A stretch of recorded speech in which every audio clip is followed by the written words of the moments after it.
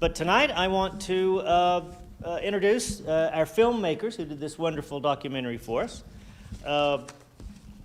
First we have Brandon Davis, videographer. Brandon Davis grew up in Leesburg, Virginia, and moved to Newport News, Virginia to attend school at Newport University.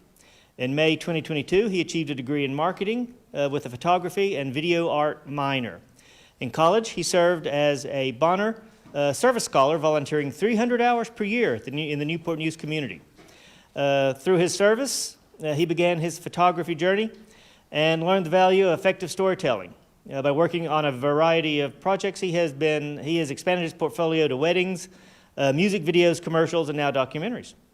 And Michael Bush is a middle school math teacher from Fredericksburg, and he moved to Newport News to attend school at Christopher Newport, graduating in May of 22 with a bachelor's degree in political science, along with double minoring in leadership and communication studies.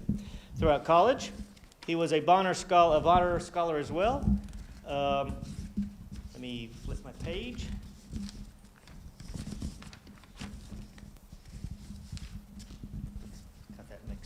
Service scholar, volunteering 1,200 hours to local nonprofits over the course of 4 years in school. He was also president of the Alpha Phi Alpha fraternity and one of 5 Dean's Service Awards recipients. Currently, he is working in Newark, New Jersey as an 8th grade math teacher and a basketball coach, and is passionate, good luck, and is passionate about youth development, promoting individual sustainable practices, and researching local environmental issues to help improve communities through education, awareness, and service. So once the film has had a chance to play through, we're going to stop the film, and then we have a panel of folks who are going to come up front, and we're going to invite them to share with us their thoughts, and we'll have the floor open for questions. So right now I'm going to get out of the way and let our filmmakers come and speak with you for just a second.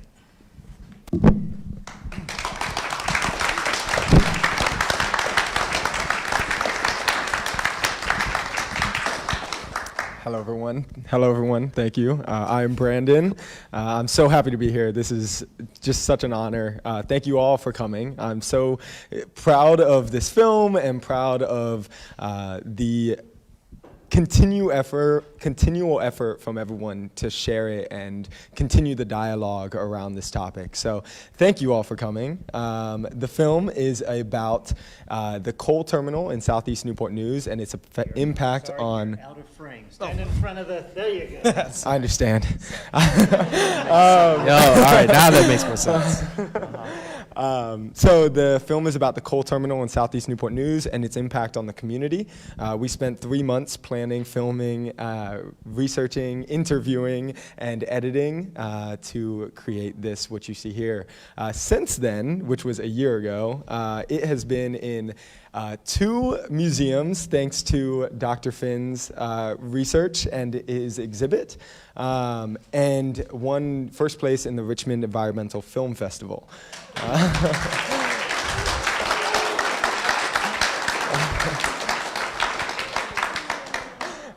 Thank you. Yeah.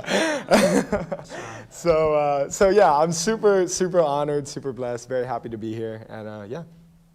Yeah, I'm Michael. I helped co-produce with Brandon as well. Brandon spent a lot of the time doing all of the behind the scenes camera work. I spent a lot of the time exercising my knowledge and talking with our interviewees, learning from them as well, and making sure that we can warm up our conversations about this issue, because there is a lot of a lot of tension going on between the community and, maybe it's our political leaders, maybe it's, people in charge who have, specific agendas, and, we have to come to a balance and come to an agreement, and that starts with discussion. So that was my role, and I'm super excited as well to help deliver this message.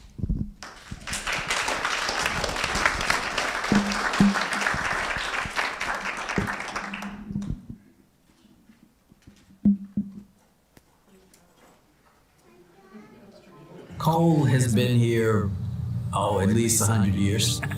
This is not a singular thing in one place. This is systemic throughout the entire U.S. You can't fully ignore it. It's there. So when you see giant piles of coal, you're going to pay attention to it in some way, shape, or form.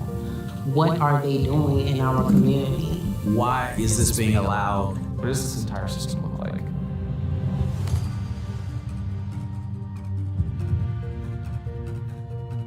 My name is Dr. Johnny Finn. I'm an associate professor of geography. In my research, I focus on the history of racial segregation in American cities, and especially on how that history kind of reverberates through the present day in terms of racial, economic, and environmental inequality and injustice.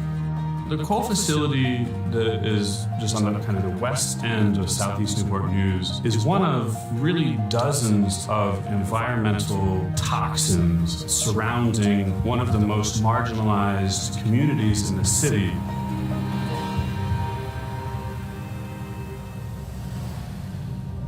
My name is Asa Townsend. I came here in 2013 to come to college. I spent 1 year out of town, but then I pretty quickly came back because this place felt like home to me.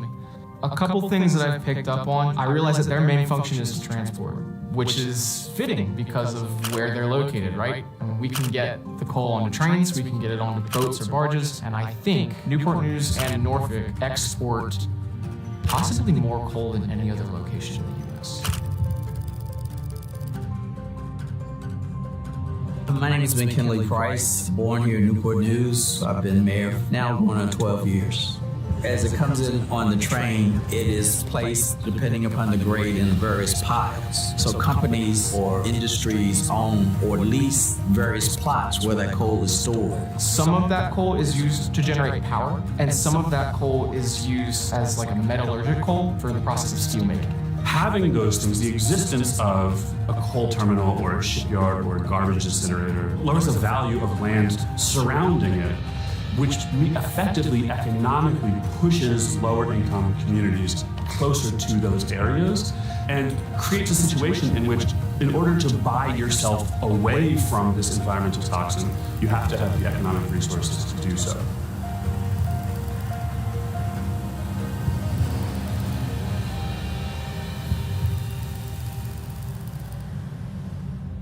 On the one hand, facilities target Black, brown, and low-income communities partly out of probably conscious and unconscious racism, and also partly out of the fact that they know these communities have the least economic and political clout to fight back.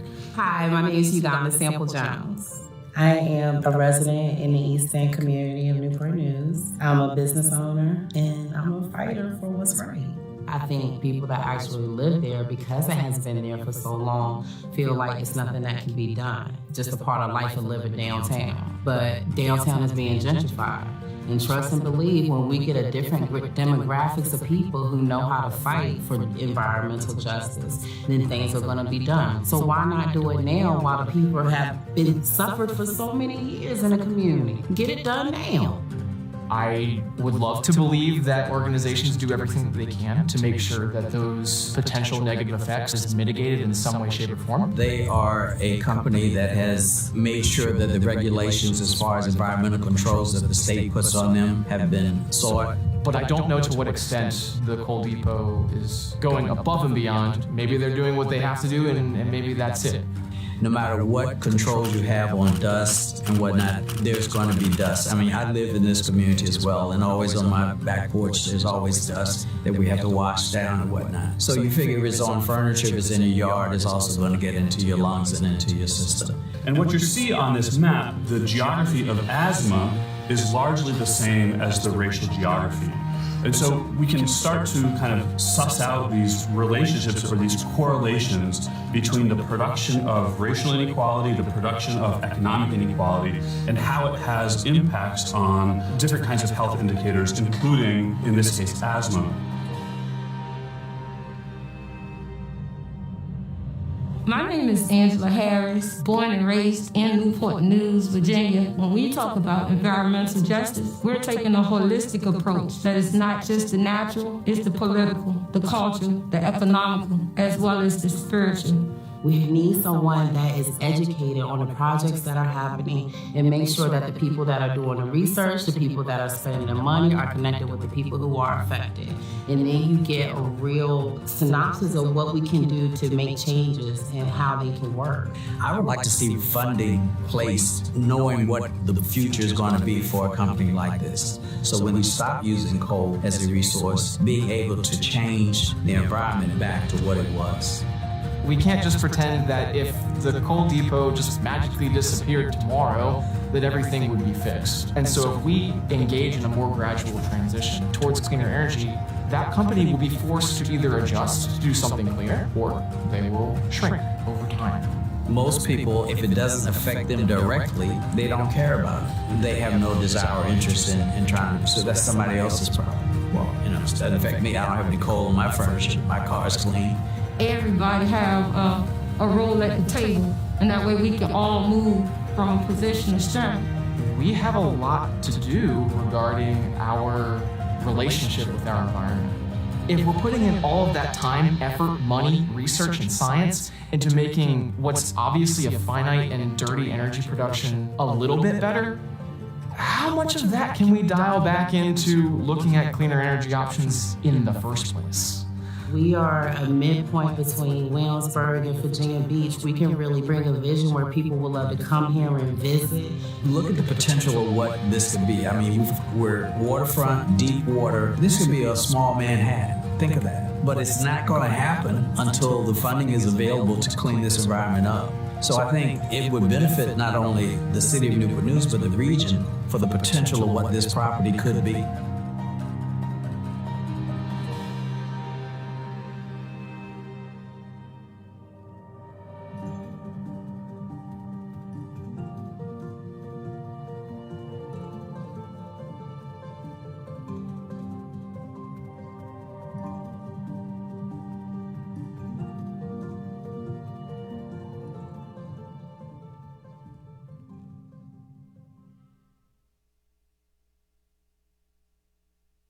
All right, thank you for that. Could we get the panelists to come down front, please?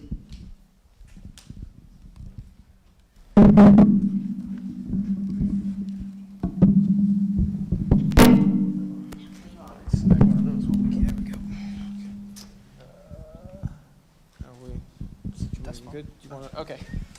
All right, and this is, those of you who haven't met Lucy, this is our director, Lucy Cochran, and she's going to moderate the panel discussion, so I will turn it over to her. Thank you, and I promise no jokes. And only the people in the room will get that joke. So anyway, I do want to introduce everyone. You've already met our two our videographer, our directors, our producers of that amazing. Let's give them one more.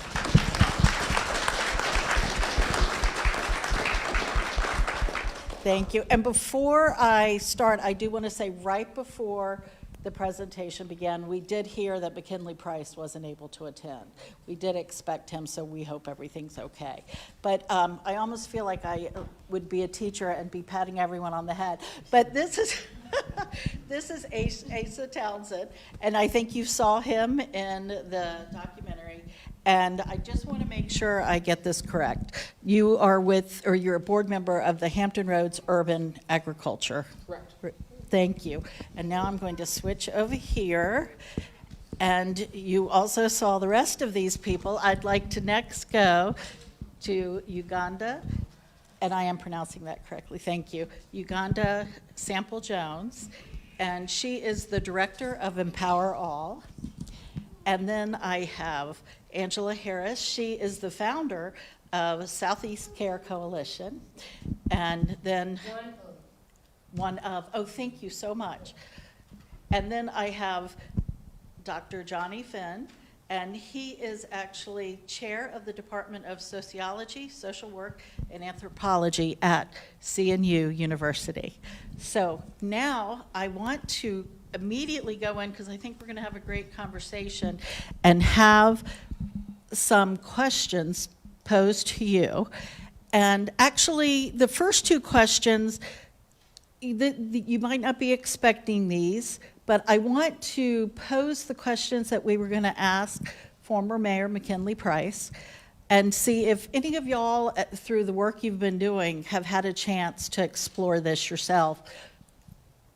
What changes to public policy do you think could improve the situation? Would anybody like to take a stab at that?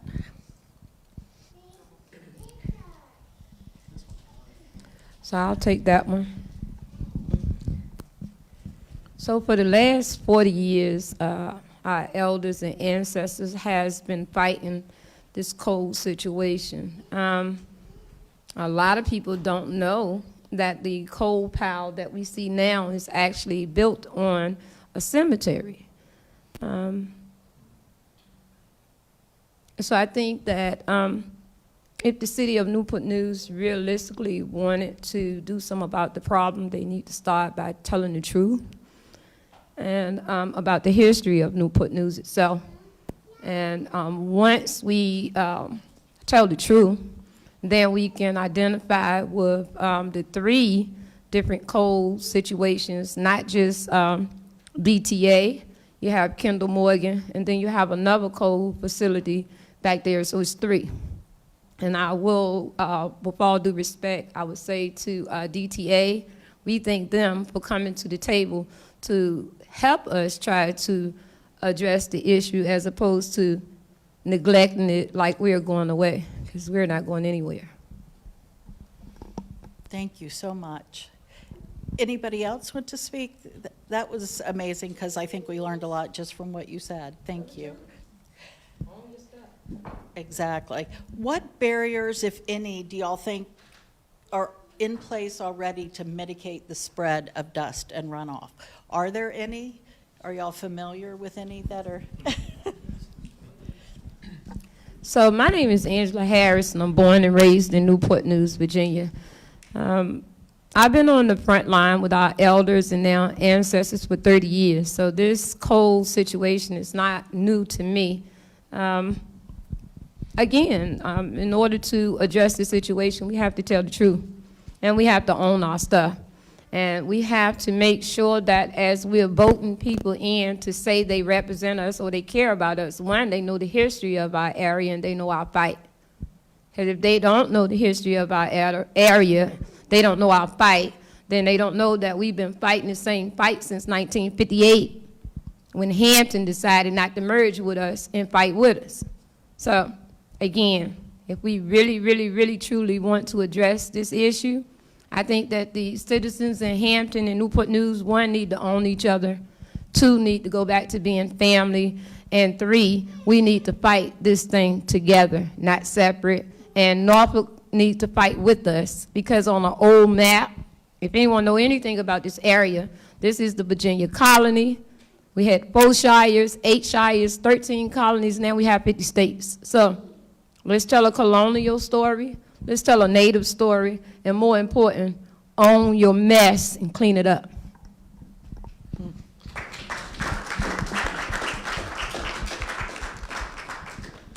Yeah, absolutely. And so as far as the coal dust, one of the main things that the coal facility does to prevent coal dust is they spray water on it consistently.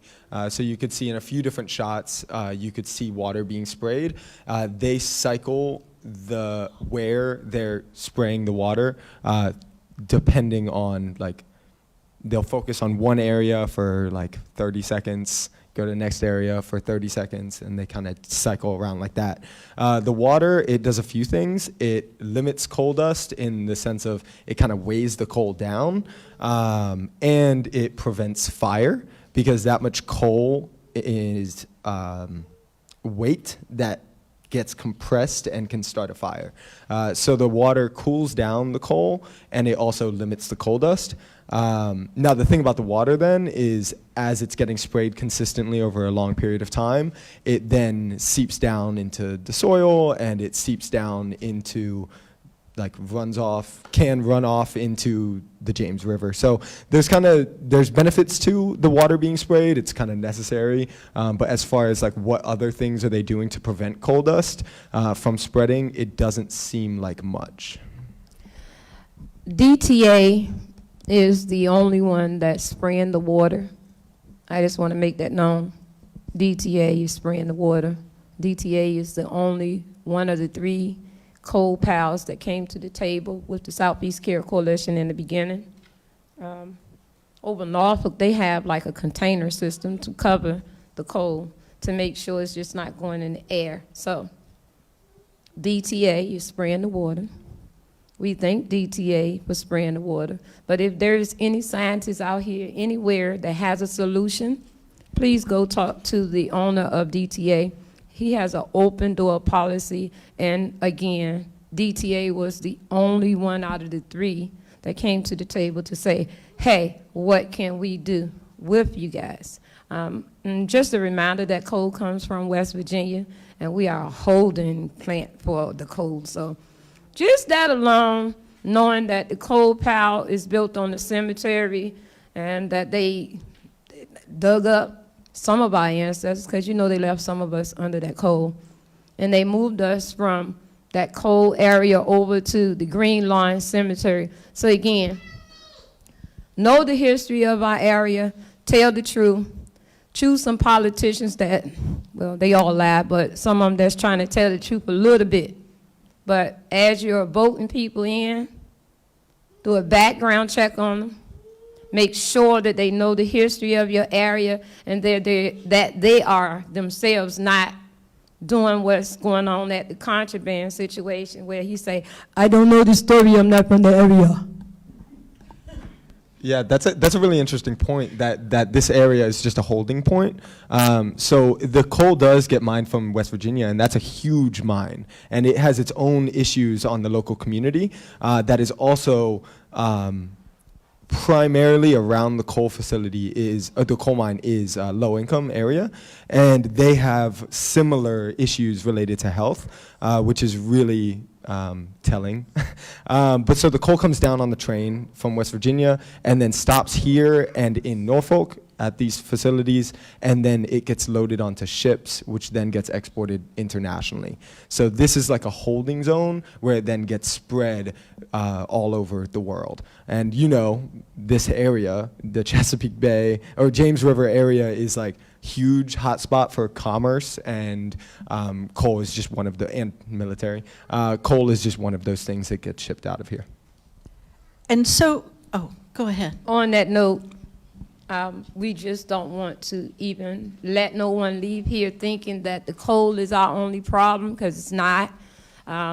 As we took a deep dive into this situation, we have been wrapped around with the, the interstate highway system. We have the sewage treatment plant down there polluting. We have the Michael Company. We have a new shipyard added to the shipyard that's already polluting.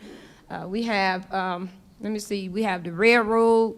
There's so many different things on this one little end of this community, and we know that it's strategic the way they did it, because the east end of Newport News, Chestnut Avenue, when you come in off the first exit from that interstate highway system, you'll know that Chestnut was the first doctors, lawyers, scientists, no matter where they live now. We have judges and everything. So we just don't want nobody to leave here thinking, one, that we did not fight.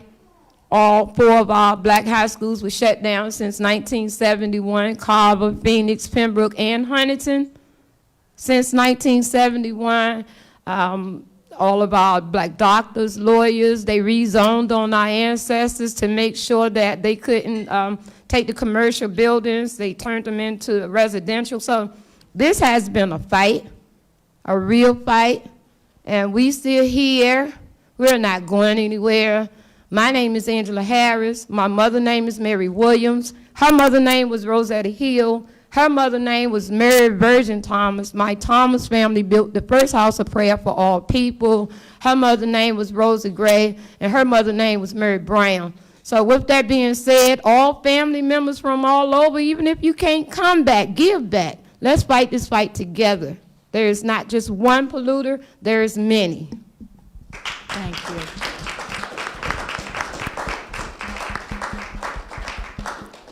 Thank you. And since we're talking about coal as certainly one of the main issues we're talking about tonight. I thought that was a good segue to talk about, and Asa, I was going to ask you to discuss this. Explain more how coal is used, because I think a lot of us just think it's used in one way, and then how the community can push for more sustainable, cleaner energy. Okay, yeah. So and it was already mentioned, right? So the coal, we think of coal primarily as an energy source, for generating electricity, and that is true. The type of coal that's coming out of the mines and into the area where we're shipping it out at the terminal, that coal specifically burns really well to produce electricity. It also burns really well for a process of making coke, which is used in steel making. In fact, just as Brandon mentioned, we are exporting this coal. Only 2%, give or take, of the coal that is in that terminal is staying in the U.S. and is being transported to another port somewhere else in the U.S. The rest is going internationally, right? And in addition to that, a strong majority of that coal that is leaving our country is used in the process of steel making, not quite so much energy production. So there is a strong portion of it that is still used for energy production, but lots of it is used in steel making. So, and Brandon, you put up, what was it, 14 million tons, right, or so? Yeah. In 2020, 14 million tons of coal came out of that facility. In previous years, it's been as high as 50 million tons or more. So 14 million is staggering, right, but it goes even higher than that. So regardless of how much, what the percentage is between steelmaking and energy production, it's still millions of tons of coal. It's still a lot of coal. So regardless of which way we want to look at it, it's a lot. Now, I'm not the authority on what to say in terms of building practices and how we make our construction materials, right? But through some community conversations, I did learn about a facility that was trying to be set up on the south side for what we do with our trash, and how do we they wanted to create a biofuel facility. And the cool thing about the technology that they had in this biofuel facility was the way that they segmented all of the trash to produce this biofuel, as well as with the stuff that couldn't create the fuel, an alternate construction material. So there's lots of different ways that we can attack this problem, so to speak. And one of the best ways that we, I believe, as community members, involved people, is just to learn what all is happening around our area. What kinds of companies are popping up in our cities that can address this issue? It's one of those things where, yeah, it's going to keep leaving the U.S. and it's going to keep getting shipped out, and other countries are still going to continue to use it. But each little thing that we do to address one piece of it is going to start chipping away at that millions of tons of coal, one piece at a time. And I think that that's the interesting thing, because even if, and I said this in the video, if the coal depot magically disappeared tomorrow, we still got a lot of work to do. But in addition to that, if we magically started producing all of our electricity through means other than coal, we still have a lot of work to do. And so, as active citizens, and this is not meant to be, a doom and gloom thing. It's actually really fascinating. You don't have to know every single way to solve this problem. Just pick your favorite. Just find one company that you think is doing something interesting or creative or different. It could be locally, or if you're interested in doing something on the more national level, since what we are seeing is leaving our country, you can step in and I mean, you can be a member of a lobbying group, you can sign a petition, you can do more homework or join an organization. I mean, I did all these things. I didn't come from an environmental science background. I joined the board because I wanted to help out in a garden. And now all of a sudden I'm here talking about a coal plant. And I'm no expert, and I'm not pretending to be one, but the coolest thing is once you start, you pull one thread, you're going to learn that there's a lot of other pieces that are interconnected. You get to pick the ones that matter to you, and there are plenty to choose from. We said one Virginia, and we meant it. We have stopped 2 pipelines from coming through Virginia. So when Buckingham County called, I went. We're not playing. Pipeline stop. Buckingham, one Buckingham. I am Buckingham. We went up to Petersburg. They had a problem up there. You call, I'm coming. We do true, authentic community engagement. We went to Bristol, Tennessee. Tennessee on one side, Virginia on the other. 5 states of trash. You can smell it when you pull up. We say one Virginia, we mean one Virginia. You call us, we coming. Southeast Care Coalition, and we mean it. Thank you. Do you mind if we wait for a moment? Because I wanted everyone to speak, and then we'll be able to. Thank you for understanding. So the next question, and Yugonda Sample-Jones, if you don't mind, I'd love for you to field this. What, in addition to asthma, which certainly was mentioned, what other health issues is this community facing, including environmental stressors that we may not have touched on before? Well, definitely, and thank you for the question. Definitely, in what I see from my community is lack of access to medical facilities. We don't have a hospital or clinic in our community, and that really affects people just being able to live healthy. If I had an elder that we were talking about health care and what was available. The last pharmacy in our community closed down. We just got a new one, but we didn't have access to any medicines or anything like that. So educating people on what their insurance does, what type of access is available, and then advocating where we can. We work with the Southeast Care Coalition. That's how I came in, is actually, testing our water. So it's also our water, and I remember talking to Angela when we first started advocacy, and it was an issue with the sewer, and it was sewage leaking into our water. So it's a lot deeper than just, the coal. But they worked and lobbied and did everything to fix that and hold those accountable. So it's about plugging in with those that do the work well, and making sure we educate our community on how to maneuver through our systems. But it's definitely, of course, the asthma and the respiratory issues, which also affect our heart. But the biggest issue is the access. We can't even get people to go check it. And I also, Johnny, should I be that casual? We go back. He was going to work with the museum here in Hampton. The research that was conducted by the EPA, I believe it was in 1982, it let us know way back then about the toxins and how environmental toxins are often found in higher proximity to lower income Black or brown communities.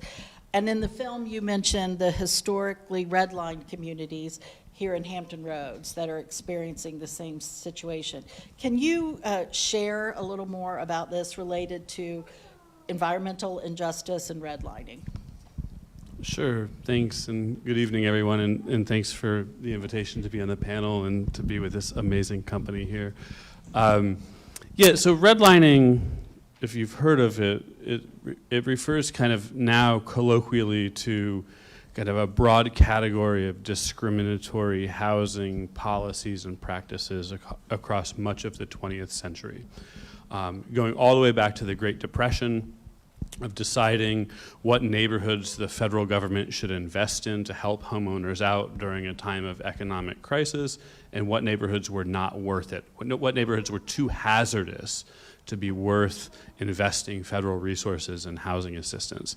And it continued on, discriminatory housing policies and processes continued on throughout the 20th century, whether it was segregated inner city public housing versus whites-only suburban development, through, as Angela said, the construction of interstate highways that was intentionally put through majority Black and brown neighborhoods all over the country, to exclusionary zoning that continues into the present day.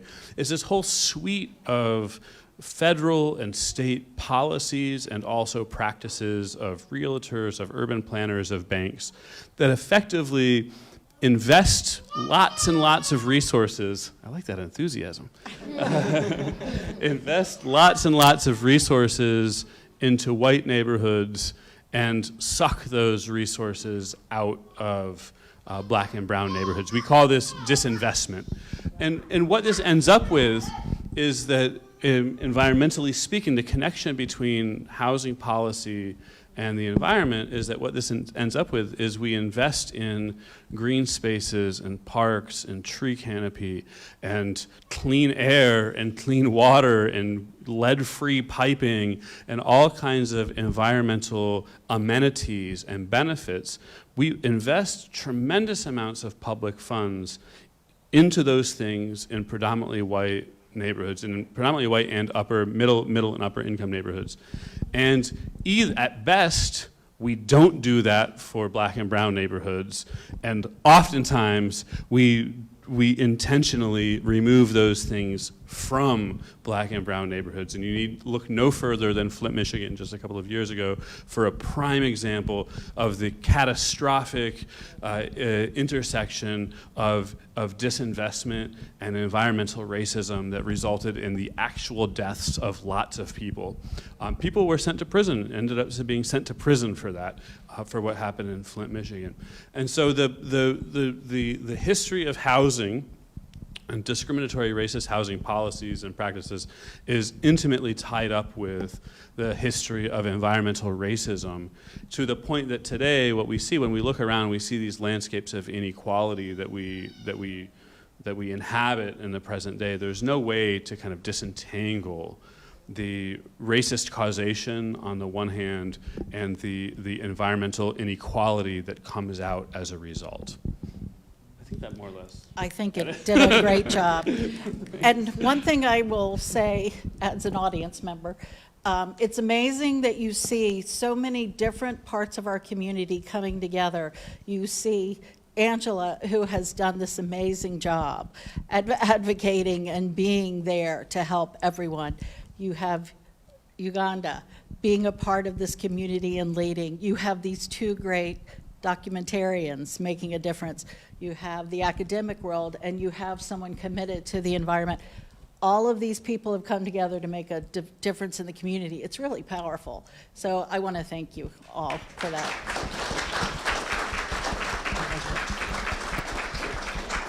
So now it's, oh, of course, please. I want to give a shout out to the Aberdeen Garden people in Hampton.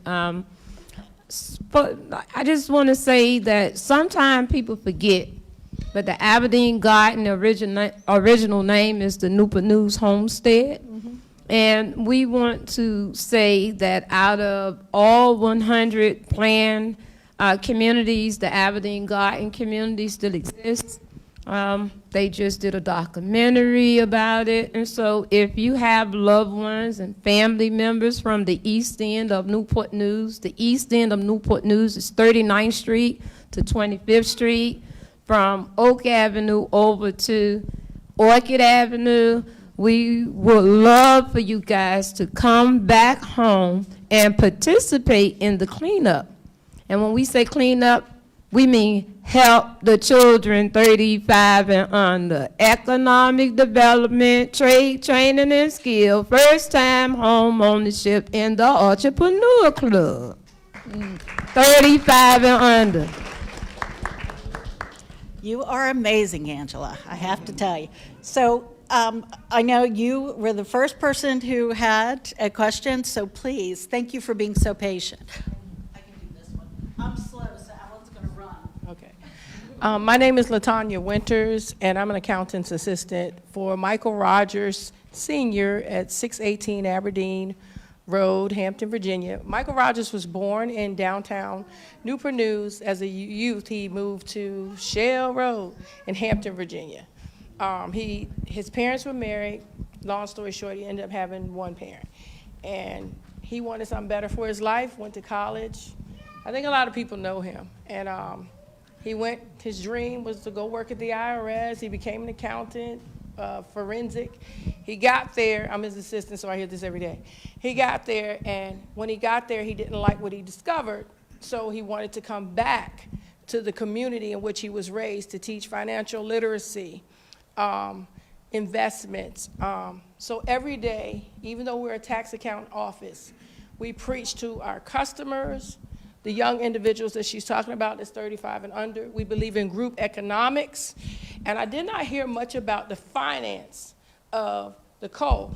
When Asia was talking, he was saying that a lot of it went overseas. Who's benefiting from the sale? So we go back to this economics. Now, Angela talked about people coming back. Yes, some of these professionals who moved away say, just like the man in the video said, it's not my problem. I think it was McKinley Price. So it's not my porch, I don't worry about it. But it is, because now we're talking about our youth coming up. So at our office, we teach the young individuals about home ownership, business ownership, group economics. So recently, if you talk the talk, you have to walk it. So we took some customers and friends that we have, and we got together, and we schooled them and educated them on some financial literacy, and we opened George Restaurant on 20 West Mercury. It's been a year and a half, but we proved everyone wrong. All of us didn't really know each other, came together, group economics made it work, and there were some obstacles. Well, we had young people watching us. So now when it comes to the fight, I think you guys know about the deaf and blind school that was torn down on Pembroke. Well, Mr. Rogers wanted to be a part of a team that fight, and Angela walked right in the door when we were talking about it to make that affordable housing. I know it's not the coal situation, but when that area got diminished in Newport News on 16th Street, you know, the affordable housing was gone. So it is an effort of, if there is a thing about the finance that nobody's talked about, there is a thing about who's getting paid, where's this money going to, who's benefiting for real off of having the coal plant there, because if they're selling, where's the money going to? How's it invested into the city? And if you guys researched about other sustainable means, what is gonna be the fallout? Do you understand what I'm saying? Is the city gonna lose money and that's why they're not gonna do it? You gotta question all these type of things. But it's gonna have to start with group economics and us working together. That's number one. And that's my light-skinned sisters and brothers and my dark-skinned sisters and brothers. So I appreciate you guys. And I do have flyers for you guys to come to the restaurant. So can you guys...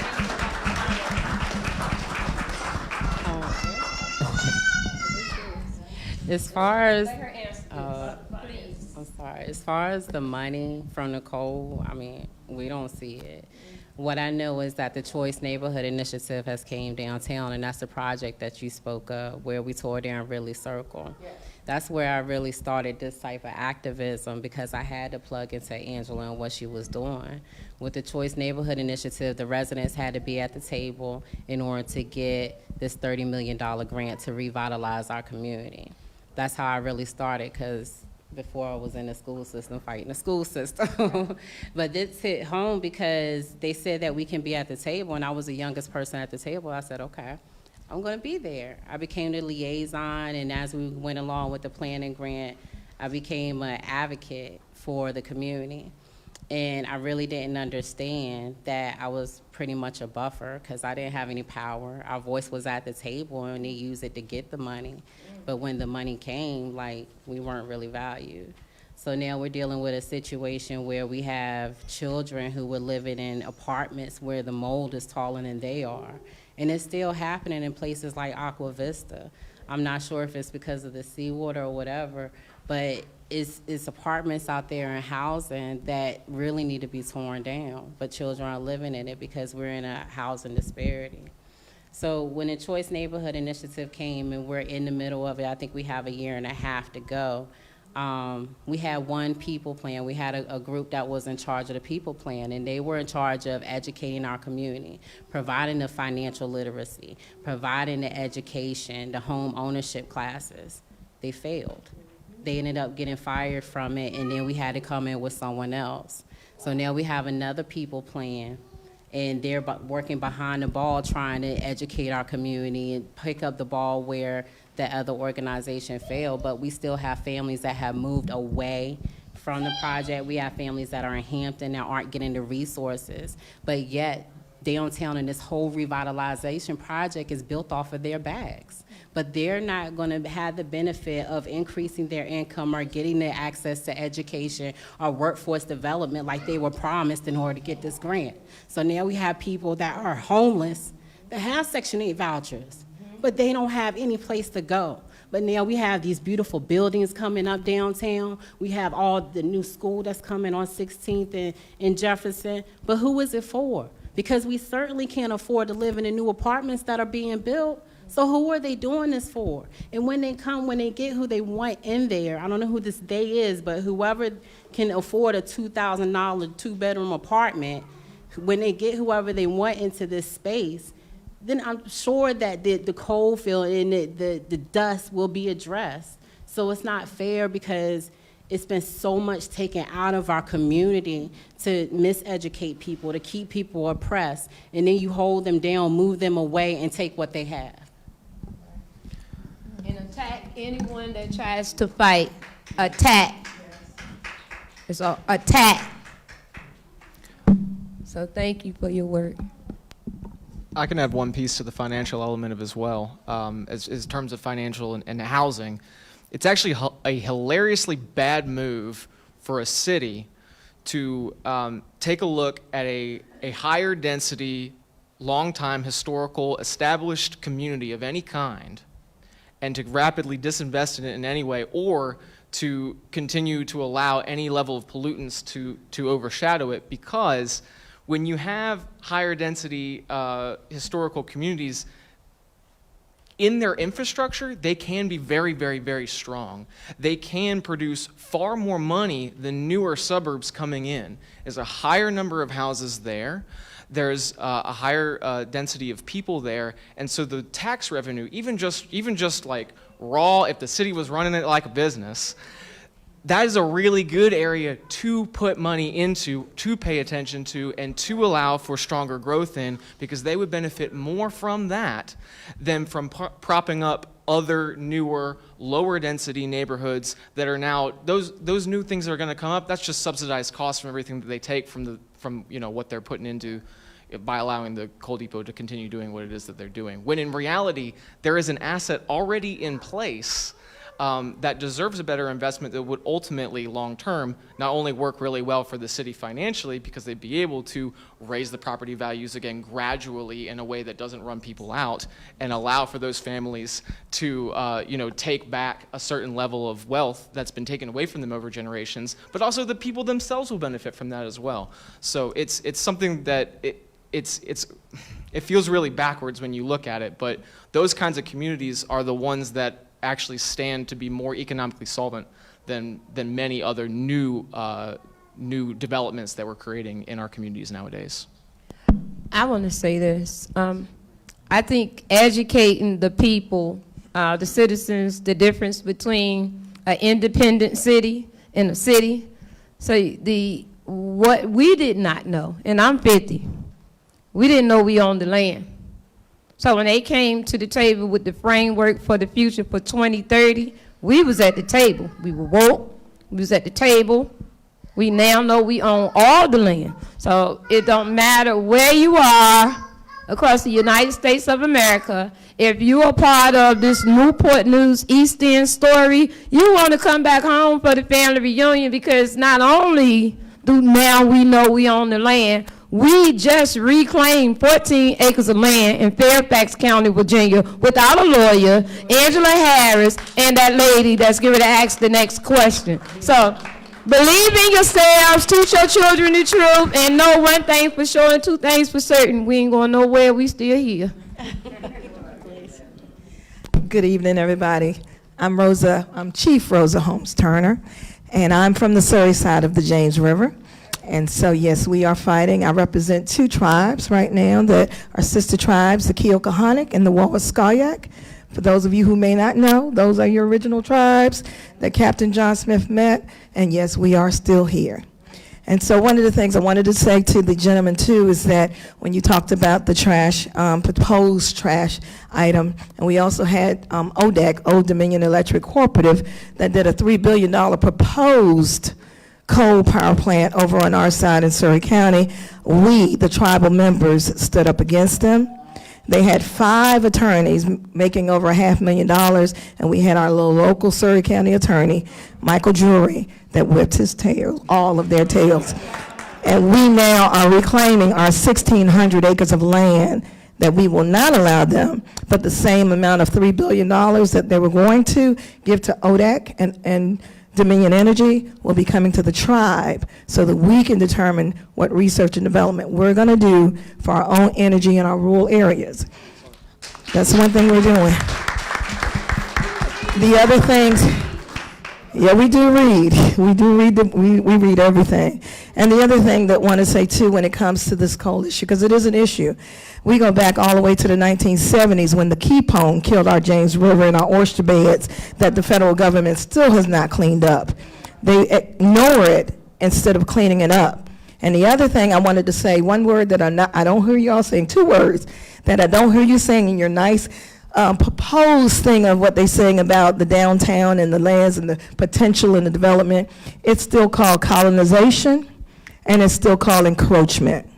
And that's what they're doing. That's what they have been doing for centuries, and it's still going on. We have land that our individuals' lands were taken, not because we didn't know what we were doing, but because our ancestors, great-grandmothers and great-great-grandmothers couldn't read or write. So the lawyers would say certain things to let them think that their land was going to be used for the good. So if you ever get a chance to come to historic Tyler's Beach Free Harbor Refuge, there's only two in the history of the country. That is Tyler's Beach and Carey's Chapel in Yorktown. These are our areas that we fight for. These are the areas that they want, because what happens when you have waterfront property, brown, people color, when you have waterfront property, your property is worth probably $8,000, $10,000. The moment that it gets into a European hand, it becomes $1 million, $8 million, $3 million. Look at Lawns Point on the James that they have.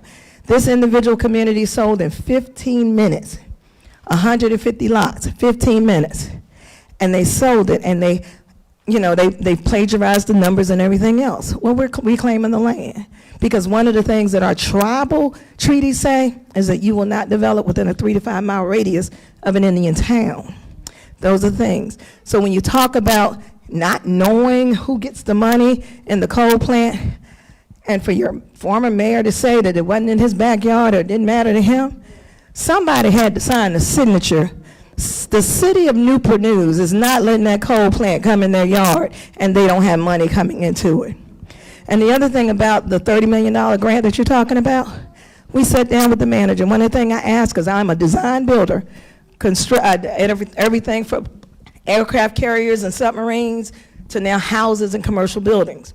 So one of the things I asked, of that $30 million, how many of your individuals that's working on these contracts look like the people that came from downtown Newport News? And then what did you do with the $30 million? That $30 million has been leveraged to get now $200 million. And how many of your businesses have earned that in the city of Newport News and also in Hampton? I used to be a buyer in the shipyard. One of the things our contracts say, 40% of that contract money goes to minority businesses.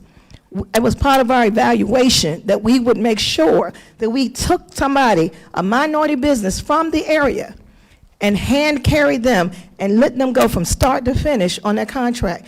I haven't seen that yet in downtown Newport News. So the reason why they can't afford a $2,000 a month apartment, 2-bedroom apartment, is because the way that they kill your community is they stifle out your economy. And you're well.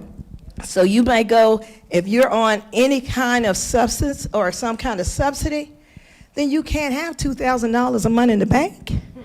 So how can you save? How can you do things that you need to do? But yeah, you can commit to train, you can commit to do something, but you can commit to own. And these air properties that you have, if you got a family member that lives downtown Newport News, and that property, and they tell you to demolish that building so that they could put a lien, you go and put a mechanic's lien on it and tell them you're the builder on that property, and you build it and don't let them sell your property. That's what we're gonna do to help. We're gonna educate, because like we said, I'm over there on Surrey side of the James, but I got family that live over here in downtown Newport News, and we're here to help. So thank you all. Thank you, Dr. Finn, and all of you all for what you do. Angela, thanks for doing a great job. Can I respond to one thing? Thank you for those comments. I'm so appreciative of hearing your insights and your experience. I think when you talked about this process as colonization, I think you're right on the money. Yeah. And I think we need to think more about gentrification as a form of colonization, because if we think back to, and there's been all different forms of colonization for hundreds, if not thousands of years. But when we think about it, it's a form of a powerful group taking resources from one place for the enrichment of themselves. And it can be different forms of colonization. It can be colonization of lands far abroad for the enrichment of a population back at home. And it can be through settler colonization where you send your population abroad to take resources from the land, oftentimes with enslaved labor, and enrich themselves in new cities and new territories that they build.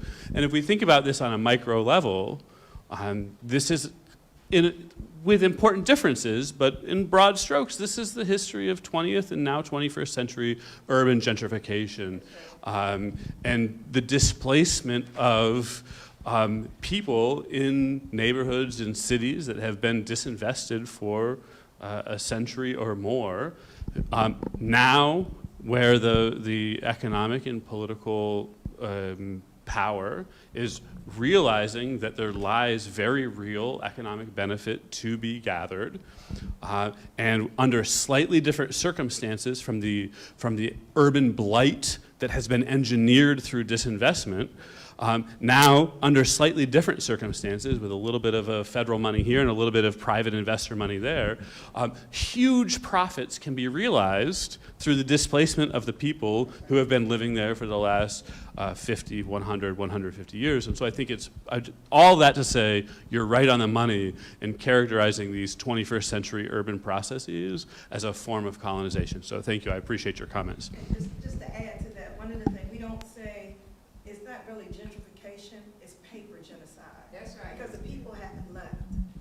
And so we can document all the way back to 1571. So people didn't leave, they just changed the name of the city, changed the name of the community, but they didn't leave. Thank you. By the way, I have had my back to y'all, so if y'all have questions, let me know. I do have one. Thank you. Good afternoon, everybody. My name is Rhoda Young. I'm from Norfolk, Virginia. I'm licensed business and operated out of Norfolk, Virginia. My question to Newport News residents and the people that are concerned about Newport News, Virginia, how do you guys expect change if y'all keep voting in people with no education, no background, and no care in the world in y'all city councilman board? Like, in order for change to come into y'all community, y'all really gonna have to get very serious about who y'all allow to run y'all city. Voting in people that don't have an educational background in things that need to be rectified in the beautiful city of Newport News, we're gonna find ourselves here years from now, and years from now, and years from now. So now we gotta take responsibility and accountability for allowing anybody to sit and represent our city. Next election, we must take it serious about who we vote into office. If we can't do a background check on them, and they cannot be diverse in these issues that's happening in Newport News, Virginia, I personally think they're not qualified to sit in the seat of Newport News City Council. I'm Rhoda Young Live. Thank you for your afternoon. If I may, when we bring attention to issues like that, the 40% that we're supposed to go to SWAM certification companies, Newport News didn't have that in place. So it takes us bringing up these issues for things to be put in place. Now it's a young lady from the community that is actually ahead of SWAM certification. She's boots on the ground building that network. There's a lot of programs and resources and even grants that are available to us, but the problem is we don't know how to get access to that. That's why I really had to start Empower All. We go door to door and really share information. We work at the Brooks Crossing Center. I'm looking at Miss Abby. She know I'm going to call her out because she is a prime contractor now with the Choice Neighborhood Initiative. She is a prime contractor. She's getting the contract. She worked with Breeden and she's building homes. Miss Abby. Clap her up. Yeah.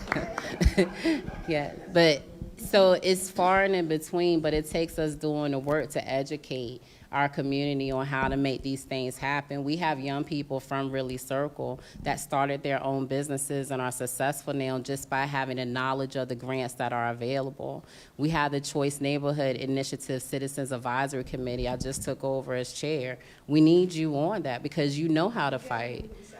All right, well, we need people who know how to fight on that committee because that's what HUD is looking at as communication with this project. So we have ways to hold the city accountable to bring the attention of the federal government to the table and really get the access to the opportunities that we need to change lives for real. We know it's a bigger scale because the developer is Penrose, and if, I don't know, but if you look on the housing on board, the Newport News Housing and Redevelopment Board, the guy's name is Penrose. But how can we see if there's a connection to the developer, to the board? Like, we need people that understand how to get that information to help us. We do. We got you. We didn't know that. Listen, just which one?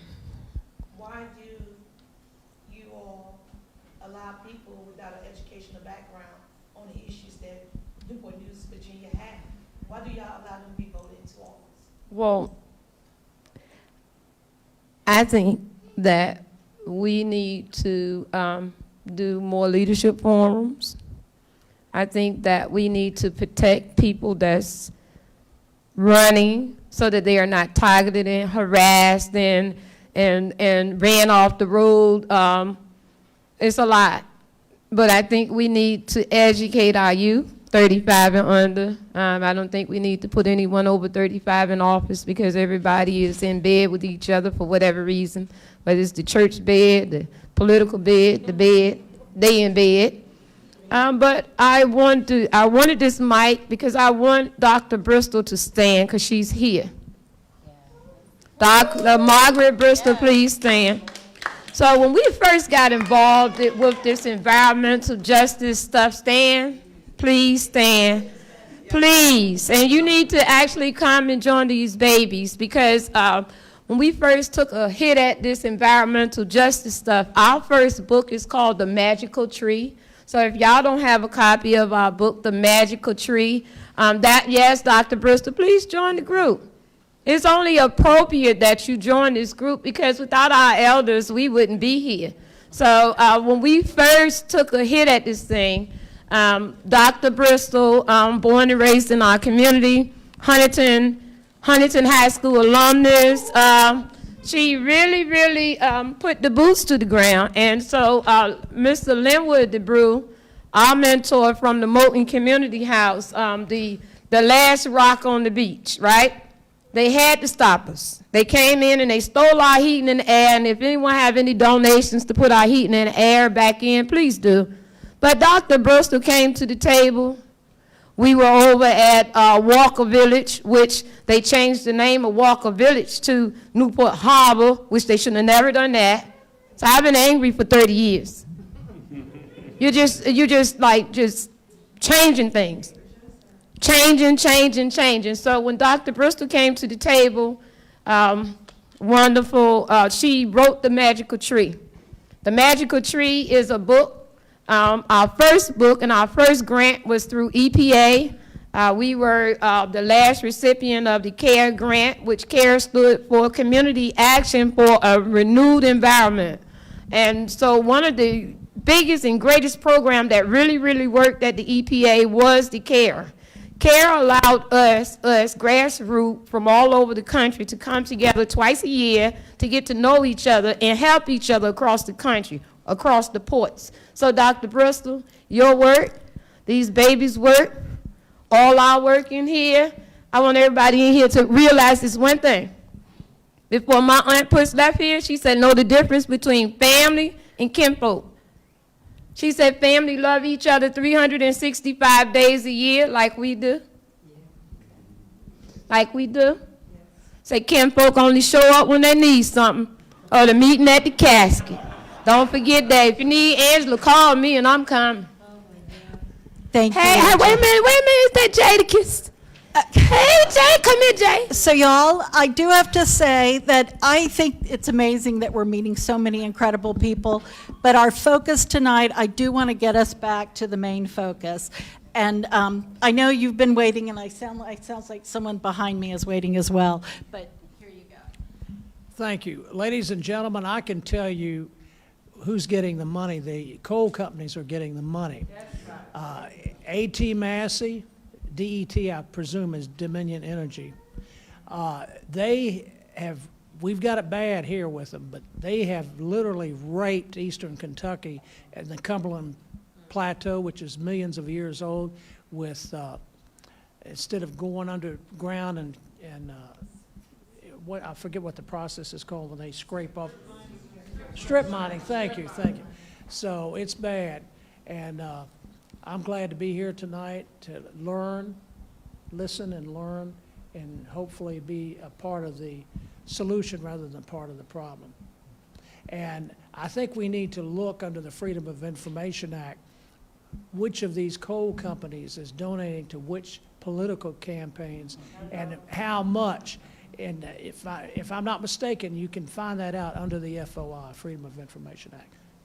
And before Mark give that mic back, Mark needs to introduce himself. Mark is Mark Wagner, and we're right into the book Planters and Pioneers. So Mark, everyone in the room, Mark has picked the book up.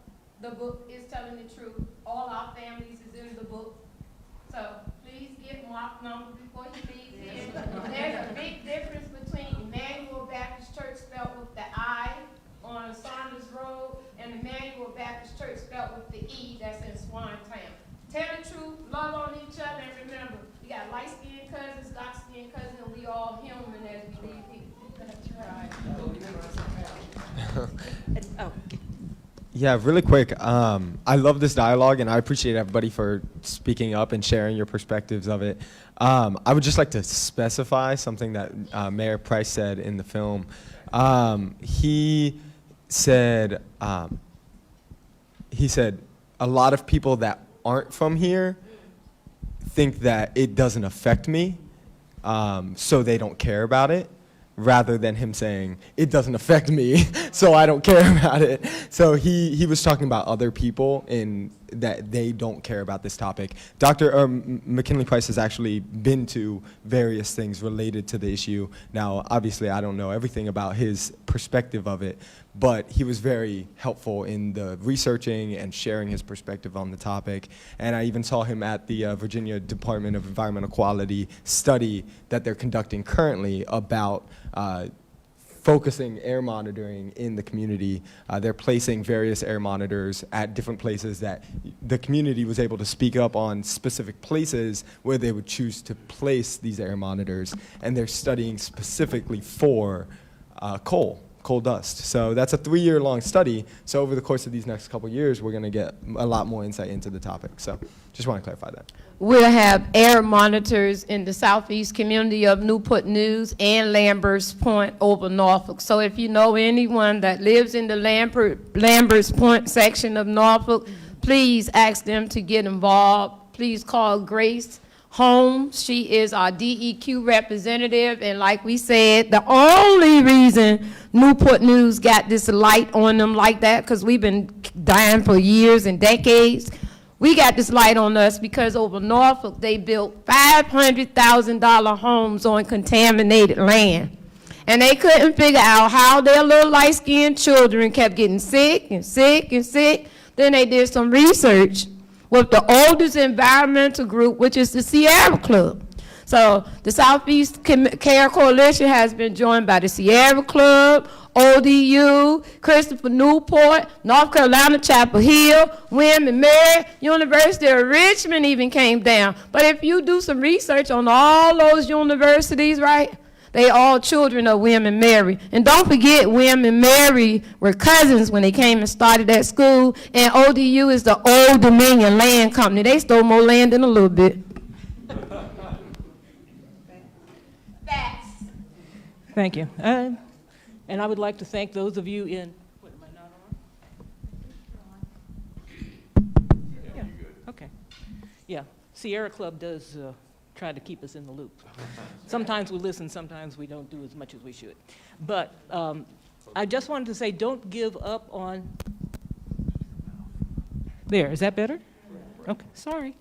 Don't give up on us people over 35. Several of us are. We love each other.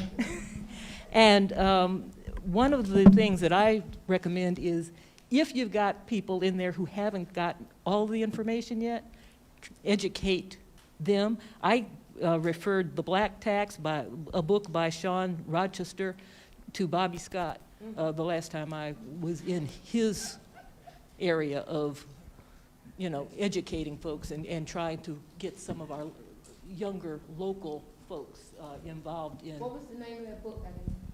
The Black Tax. Sean Rochester. Did you want to say it one more time? Yeah. The Black Tax, a book by Sean Rochester. T-A-X. T-A-X. And if you don't want to read it, his hour-long presentation about it is on YouTube.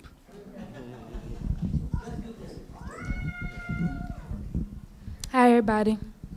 My name is Sapphire Stewart. I just want to speak on behalf of, okay, so I'm just speaking on behalf of myself because I can't speak for everybody else. I'm a single mom, which is not, it's not an excuse because I watched people, you know, in my community go through the same thing that I went through, but I guess I didn't learn from it, so here I am learning. No, baby. Okay, so I live on subsidized housing, Section 8 HUD. I went through something last year. I'm not going to go all the way back into that, but I'm going through something again. So I know that before I had a child, I had a dream, and I still do. So it's like this. I'm pretty sure it's other people, you know, in the same situation, but it's so much thrown at us. Like, you literally have to fight your way out of where I am. And like Miss Angela was saying, I'm fighting, but I'm getting attacked as I fight. It's like, but where do I go to somebody to help me? Like, it's so much. Like, I don't want to go so deep into it, but I know that I have a place in this world. I deserve to take up space. That's my God-given right. But how can I ever find my place if I'm always, a bill is something that I'm going to go through, you know, things like that. But as far as people, like they were saying, it's people put in place for certain things. If you're given authority over somebody, use it in the right way, because you put there so then you can keep on, you know what I mean? Like you have to do the right thing in the position that you have so that it can bridge the gap. Because if somebody's doing it and then the other person's not, and then somebody's not checking the person that's not doing it, then we're not gonna never get nowhere. Like, I don't know what has to be done to change that, but like she was saying, it's building new apartments for people. What about the ones that do want to come out of, it feels like hell? I'm just saying. That's right. What about the ones that do want to come up? How can we do that? Like, I'm not trying to die here. I don't want to die here, and I'm talking about spiritually. I want to live. So what my baby is talking about from a position of strength, for whatever reason, the sewage spill, they been knew it was going to break, that sewage pipe. And we had a young lady named Kelly that came from over in Hobson in the Eclipse area.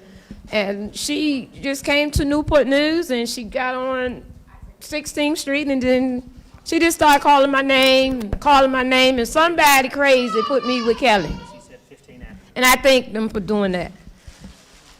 Kelly came over and taught us the seriousness of what was being put into that that water, the James River. My babies were all subjected to this foolishness because they all still live in Stewart Gardens. So this is not the first time that we got a situation going on in Stewart Gardens. That contamination was horrible. They had our babies playing on that sewage pipe. They never covered it. So I had to literally call a meeting with the city after 5, because Angela can, and they met, and we got together to do something about it. What my babies are saying, and let me clarify when I say 35 and under.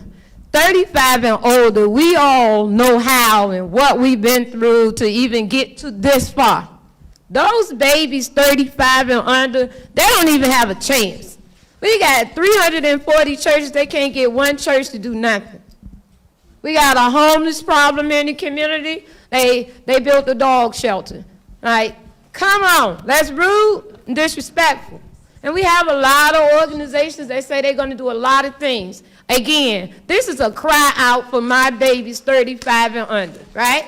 I want someone to help them with economic development, trade training and skill, first time home ownership in this entrepreneur club. And if we over 35 can help those babies with those things, they have a chance in life. But if we sit back and watch, right? We just as guilty as the ones that's doing it, period. Nothing else. So if you are not in your own family connected with 35 and under, do a better job. Build the family first, right? And then take that same energy and put it in your church if you're in the church. If you know the children on the block, knock on the doors and introduce yourself. I'm just a blueprint because everybody act like they don't know what to do. Love up on each other, take each other's number, and remember, your fight is my fight if we love each other. Okay, so, yeah.